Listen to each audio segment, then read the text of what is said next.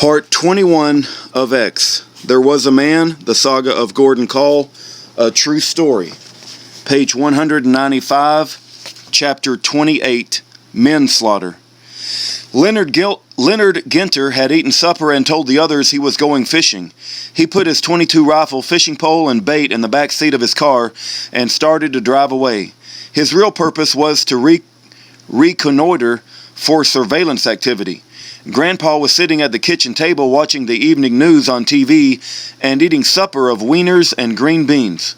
The kitchen living room was all one long room, with the bedrooms going off from it across the back. Because of the distance to the TV and his difficulty in hearing, the volume was set on loud. The SWAT team, which was securing the inner perimeter at the time, radioed to the roadblock and convoy at the top of the hill that Ginter was leaving. Shortly after exiting his driveway, Leonard observed the vehicles coming towards him. He backed his vehicle some distance into his driveway and stopped. Upon seeing the visitors brandishing rifles, he reached down and tossed his .22 pistol from its holster onto the passenger seat. The four people who played primary roles in this affair, Matthews, Blasingame, Hall, and Fitzpatrick, all arrived in the same car. You know who the first two are. To identify the other two, Jim Hall was a deputy U.S. Marshal, and Ed Fitzpatrick was a criminal investigator for the Arkansas State Police. All the shooting that was done initially in the confrontation was done by the three accompanying Blasingame. Grandpa never fired a single shot, nor did Sheriff Matthews in all probability. Hall was armed with a .38 caliber pistol and maybe a shotgun. Fitzpatrick had a shotgun and Matthews his .41 caliber Magnum pistol. The sheriff's Magnum was fired one time, but it is highly doubtful that he fired it. A round was expensed from Grandpa's Mini 14 due to heat of the house fire, not from a firing pin. Fitzpatrick fired his shotgun 5 times, buckshot. How many shots Hall fired is uncertain. He has since sold or disposed of his .38 caliber pistol. FBI agent Jerry A. King was the first person to have contact with Leonard Ginter. He was about 100 yards from the Ginter driveway in his pickup truck. Just stop this man, don't let him come out. He was radioed. King drove towards the driveway and waved him to go back up. King then yelled, FBI, get out of the car with your hands up, waving his badge out the window. Then pointing his shotgun, he hollered, get out of there now. Ginter got out but did not raise his hands, presuming that if they intended to shoot, it wouldn't matter whether his hands were up or down. The four lawmen then drove around the pickup in their car and surrounded Leonard, taking his snake guns from the car and covering him with their weapons. Others followed. Blasingame identified himself, explaining that he was looking for Gordon Kahl. This is not a tax case, this is a murder case. Who's in the house? My wife is. Come on. And the group walked down to the northwest corner of the house, the outer corner of the garage. Would you call your wife out of the house? Agent Blasingame asked. Norma, come on out here. The FBI wants to talk to you. Norma could not hear what he said, but went outside to see what he was yelling about. The Ginter's guest remained at the table eating and watching the blaring TV with his back to the house entrance, located just past the refrigerator to his right. The house is somewhat soundproof. I'm mighty proud you come out, Miss Ginter, Sheriff Matthews exclaimed. Who's in the house? Nobody that I know of, she answered, glancing at Leonard and Agent Blasingame. Who? Nobody. The time was now 6 p.m. Do you have a warrant? Leonard asked. We've got one. Is Gordon Kahl in there? Do you have a warrant? Agent in charge Blasingame began looking in his folder for the warrant. After several such verbal exchanges, no warrant was produced. Now, it should be made clear that on one occasion before the sheriff went inside, when they were repeatedly asking him if anybody was in there, he admitted it. Leonard replied, yes, there is somebody else in there, but do you have a search warrant? An FBI agent as well as the Ginters attest to this. Is Gordon Kahl in there? Do you have a search warrant? While this was transpiring, Sheriff Matthews gave instructions for Leonard to be handcuffed, which was done. He then said, come on, to whoever would and entered the house, followed by USDM Hall and State Policeman Fitzpatrick. They also handcuffed Norma shortly thereafter. Did Hall have a vendetta for the marshals in Dakota? One first must enter the utility room to go into the house. This can be done either from inside the first level of the two-story garage by going onto the stoop, or directly from the covered stoop porch. At the rear of the garage is a root cellar with a dirt floor, mud at the time. At the left rear of the utility room as one enters is an entrance door into the kitchen next to the refrigerator and into the living quarters. The kitchen range was within inches of the refrigerator, with overhead cabinets above it and around the kitchen. A full-length cabinet filled the space between the range and the refrigerator. Hunting ammo was kept in it. As I said, the living room and the kitchen were one big room. Within seconds of their entry, shooting erupted in the kitchen and dining area. Grandpa was killed instantly, in cold blood, by a downward pistol shot, the bullet entering above and behind his right ear.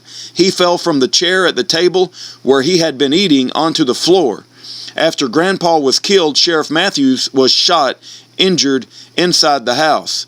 Injured inside the house. It's hard to say just which shots hit Matthews inside the house or who fired them, as a fusillade was fired at him a few minutes later when he exited through the garage door and rounded the garage corner. Someone had yelled, "He's coming out!"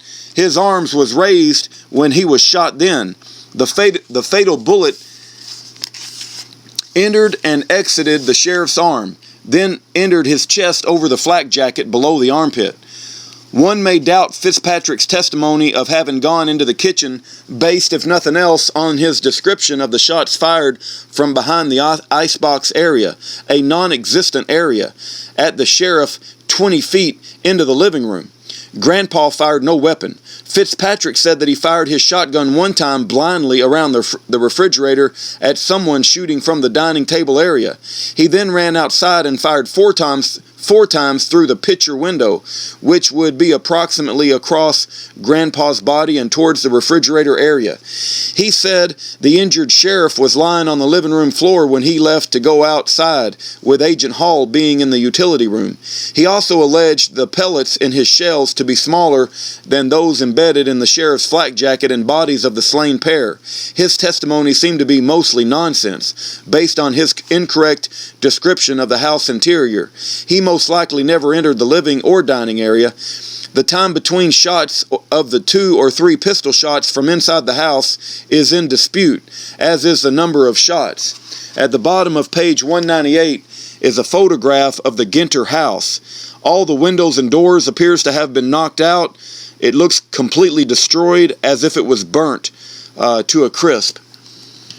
Page 199. Hall's version of what happened in the house was that 2 shots were fired 2 or 3 seconds apart. He observed smoke from the refrigerator and range area. Then the injured sheriff allegedly started walking toward him to the doorway. Other shots were then fired in the kitchen area, evidently by Fitzpatrick from outside at that time. He helped the sheriff into the garage and couldn't carry him any further. He went outside, then the barrage of fire from the lawman commenced. No blood was on the floor where Hall said he laid the sheriff and tried to stop the bleeding. No one seemed to be in control of the operation.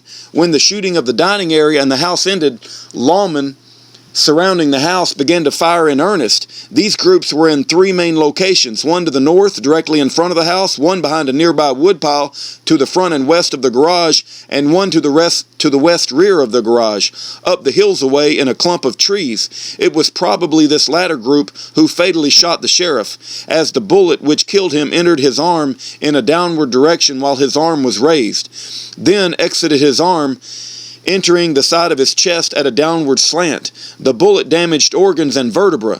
I think he died when the missile hit his backbone, even though the official version was that death came from excessive bleeding. Blood spatters and pockmarks were all on the wall at the garage at the corner.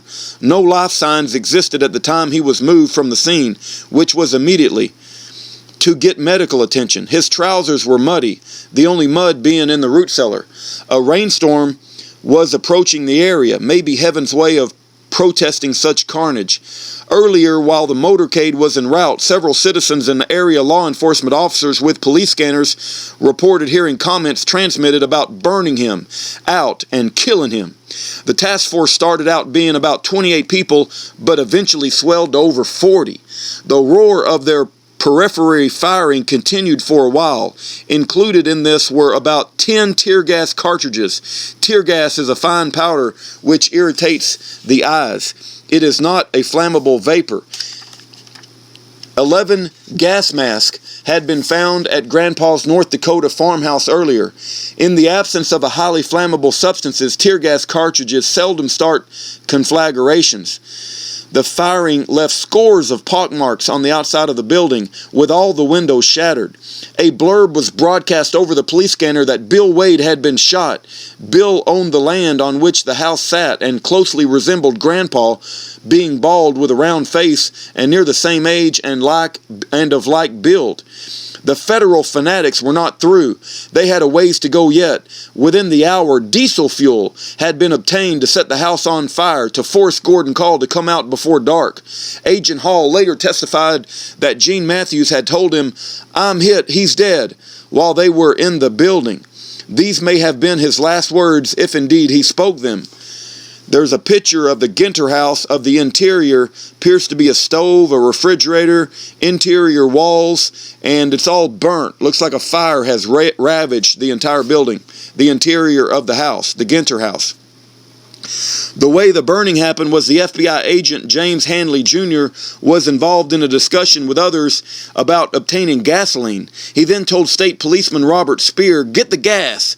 Deputy Sheriff Tom D. Lee was en route to the scene, having been summoned from Ravenden by the sheriff's office. Upon arriving at the roadblock where the gravel road turns off Highway 115, a call came over the radio that they needed some gas. Jimmy Jones at the roadblock told Lee where he could probably get some. Lee went a mile towards Embden, where a farmer gave him a can of diesel fuel, after Lee said that he needed some. When Lee arrived with the fuel, there was no shooting, other than FBI agent King and another agent trying to shoot the fan off the vent top, sticking up through the soil on top of the house. Later, another shot was expended by accident. Agent King asked Lee and State Policeman Steve Huddleston if they could place the can over the vent. Lee set the can over the vent, and Huddleston shot the can twice, once towards the bottom to the left to let the fuel drain, and at the top for air venting. Some witnesses say Huddleston also spread fuel on the walls in the house. The state and local officers and Posse Comitatus members considered themselves to be under the direction of the federal officers. This is consistent with the government's position that Schnabel and Kapp were functioning as federal marshals at Medina. Smoke and tear gas grenades were dropped down the vent. "We gutted it as best we could," said a deputy later. Forensic fire experts from Texas were later hired by some citizens to investigate the fire. They determined that an accelerant was also used in the kitchen on a mattress. Wonder how the mattress got into the kitchen by Grandpa's body. A gallon kerosene can was in the kitchen. Prosecutor Stallcup later implied that he might arrest and prosecute Texas experts if they returned to testify should someone file a complaint, since they were not licensed into Arkansas. Everything flammable in the house burned. Everything else was destroyed by the 1800-degree Fahrenheit heat.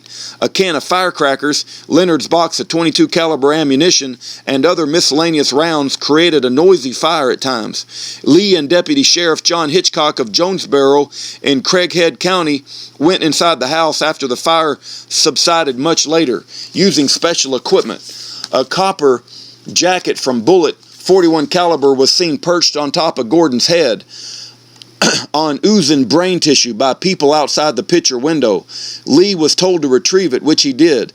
Hitchcock pitchforked the shoveled and charred body out the picture window, along with another body part, which he said may have been a foot, where it was placed into a body bag. The storm that started around 8 o'clock had no effect on the earthen home. It was a total loss, except for the garage. A fire truck eventually arrived, not used for a time overtly because of exploding ammo. Prosecutor Stalkup, learning of the sheriff's demise, armed himself and drove to the scene, apparently to fill the sheriff's role. He remarked that the Ginners might be prosecuted for murder by the state. Blasingame reported that they might have a federal case on harboring. Kupferer had arrived like Captain Ahab pursuing Moby Dick, but did not participate in these exchanges, evidently. He didn't bring a bullhorn either. Each seemed to think the other would be responsible for prosecuting the evidence and securing the premises. What say ye, Starbuck? And then there is a photograph, another photograph, what appears to be possibly the top or maybe a room inside the Ginner's home. Appears to me to be some sort of gasoline can sitting next to a log of some sort. Could be a door. And then there's just all kinds of carnage and wreckage. It's hard to tell what the photograph is of. The label of the photograph is Ginner House. One reported incident is noteworthy. State Police Director Tommy Goodwin was called in Fairfield Bay by a trooper dispatched to Matthews' office to obtain a helicopter gunship during the operation and a bazooka. Radio calls for a flamethrower were made by someone also. Goodwin in turn contacted Governor Clinton. If the request were approved, the logistics of assembling the crew and ammo must have precluded its use. It never arrived. Maybe, as some Hill people claim, the climate is so good that a man must be killed twice to stay dead. Some think the objective may have been to destroy the house and evidence. Had they killed the wrong man? Grandpa had come to the land of opportunity, the state's motto. Singer Joe Roper had said that when he got the opportunity, he left. Unfortunately for Grandpa, he didn't. FBI agent Dero Downing of Jonesboro was at the scene. It's peculiar that he soon resigned from the Bureau. He had traced the Omni car ownership and had participated in the aerial surveillance. He was the first to use the word arson, a serious crime, at a legal hearing, saying, "I'm not an experienced arson investigator." "Why did you use the word arson?" the attorney inquired. "Isn't arson a criminal offense as opposed to just setting a fire? There are legal ways to do it and illegal." Objection sustained. As Seneca wrote many centuries ago, one crime is committed to conceal another crime. What would the other crime be, if any? The most striking story of all is not what happened that night so much as the contradictions in the various stories of the participants, and not only that, but the changing stories, official and unofficial, which evolved over the following months. At first they tried to blame the tear gas for the fire. Stories changed as to when the Ginters were under arrest or handcuffed. The number of people who went into the house has varied, as well as the number of shots fired inside. The Ginters were charged with capital murder for not telling the authorities that Gordon was in the house. After many months and several hearings, these charges were dropped. Perhaps in reality, because he did tell them someone was inside and no warrant was produced. James Blasingame eventually told the Arkansas Democrat reporter that the Bureau was not subject to administrative inquiry by a newspaper, declining to disclose the internal FBI report on the incident. Prosecutor Stalkup soon stonewalled and instructed lawmen not to talk to the media about the affair, overtly in order not to lose venue. Gordon's extremities and several of his teeth disappeared, not only without a trace but also without any official explanation. Could a flamethrower have been used to destroy them? Dr. Malik testified that no accelerant was found on the body, and teeth are virtually impossible to destroy in the fire as described. Sifting ashes did not find bones or teeth. Where did they go? When I was a little tyke, we had a short play quip that we would say to one another from time to time. Back to back we faced each other, drew our swords, and shot one another. Chapter 29, Mystery. We learned a useful verse in school once. I have some sick and noble friends who served me long and true. Their names are what and where and when and how and why and who. This jibes with a later statement by Circuit Judge Andrew J. Ponder of Newport, who said, "The truth is a beautiful thing. Trouble is, neither he nor officials, federal or state, have seriously tried to determine what happened on that stormy June 3rd in the face of continual clamor by media and citizens to do." Dirty Harry in the movie Magnum Force said, This is a Magnum 44, the most powerful handgun in the world. It'll blow your head clean off. Clint Eastwood was correct. A Magnum 41 will do the same. It will penetrate through half a set of encyclopedias. The lead striking a bone will tend to disintegrate. Yet the 41 caliber missile, incredibly, remaining in and then removed from Grandpa's head, is said to be virtually reloadable by one observer. In the same movie, Harry said, when cops become the executioners, where and will it all end? Next thing will be executions for jaywalking. Could it be, as some postulate, that the head was severed from the body at the scene? Under this hypothesis, a local deputy would then dig a .38 caliber bullet from the brain with a pocket knife, replacing it with a .41 caliber from the sheriff's gun, fired, say, into the mattress. Local deputy Tom Lee said that this is exactly what he did. Dig the .38 out. Even though neither victim was shot from the front, the official report is that they did indeed kill one another. Most of the news media parroted the story. Some eventually questioned it. When Jess Beard, a reporter, was asked why he was taking pictures of the garage floor, he replied, I want to see where a man bled to death and there is no blood. It is conceded that a person may bleed internally, but how did Hall get blood on the front of his clothes? Was it from helping the sheriff? From mutilation? Blood spots were furnished by citizens to a lab from splatters on the outside of the garage corner where the sheriff last fell. No analysis was ever made, some say. Others say the lab flip-flopped in its determination. No forensic fire investigation was ordered by the authorities. The legs below the knees were missing on the Kahl body, as was a hand and some teeth. The jaw and teeth, originally retained by the state forensic examiner Fahmy Malik, were forced by the family's attorney to be released later. The ones sent to North Dakota were not those belonging to my grandpa. Those jaws had a perfect full set of teeth, not yellow, or not showing spaces where Kahl's teeth were shot out in wartime battles, and probably more that evening. Malik's autopsy was somewhat strange. Little mention was made of the missing body parts, and FBI agent McElhaney was present during the autopsy, a fact possibly suggested intimidation. Dr. Malik states that the head was severed to facilitate x-rays, which seems unnecessary to a layman, and it is not standard procedure elsewhere. Malik's conduct is despised by the patriot community. One story circulating in the grapevine is that possibly the Federals killed Grandpa, and then the sheriff said, in effect, "My God, you've shot Bill Wade." The sheriff may have then been shot because he may have protested such conduct.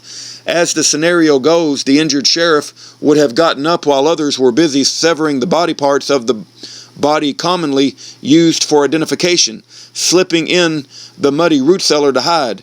Now, be sure to realize that I'm not accusing anyone of implying guilt of wrongdoing to a particular person at the scene. If something happened that was improper, though, the responsibility rests with the person in charge. He can delegate authority, but cannot dodge responsibility. A number of perplexing facts cry for explanations. Powder traces were not on Matthew's hand, evidence that he never fired his Magnum pistol. The autopsy never discussed a bullet which entered the sheriff's upper right chest or lower shoulder, with a large hole in the back where it exited. The picture of the body had a band-aid over the small hole in the front. The question also arises as to why buckshot was found embedded in the sheriff in his flak jacket, even if the shots did little damage. While the sheriff was in the garage or the root cellar to the rear of the garage, the firing from groups outside started. The sheriff was driven out by tear gas shot through the garage windows. He exited through one of the garage doors, which folded together, rather than through the covered stoop from whence he entered. He turned left west to the garage corner, then turned left again and fell. Pockmarks on the wall at the point indicating firing from the group up the hill. Most weapons at the scene were .223 caliber rifles or shotguns. About a month later, Jim Barden, a New York Times reporter, found a charred foot in the ashes. A Jonesboro TV station reported that observers believed the foot was severed by a sharp instrument, striking the foot from two different directions. Charred blood on the end of the bone suggests this may have been done prior to the fire. The authorities, Malik, sent the foot to a mortuary in North Dakota. By the time the family arrived at the funeral home for it, the foot had been destroyed. Why? At whose instruction? Wonder what happened to the lower leg bones, the missing hand, and the other foot. Unanswered questions. Uncertainty existed in the minds of many as to whether or not the charred body was Gordon Kahl. A comb was reported found in his pocket. He only used a wash rag on his head, not a comb. He was wearing a print shirt. Joan once said he wouldn't be caught dead in a print shirt. Fingerprint identification was impossible, but despite some 17 discrepancies in dental analysis, the dental analysis determined the body to be Grandpa's, as did war shrapnel in his hip, plus some other evidence. A meat cleaver was ordinarily hung in the Ginner's kitchen is missing. Should it happen to turn up, there might be some blood stains on it if any mutilation occurred. Identification of such stains would go a long way towards settling the controversy. Grandpa had the practice of squirreling away his money in safe crevices. The remainder of his $5,000 was later found and purportedly returned to the family, except for any he may have been carrying in his pocket. According to those in the vicinity, Joan did not receive any money. We'll pick up the next part on page 209, chapter 30, Harborers.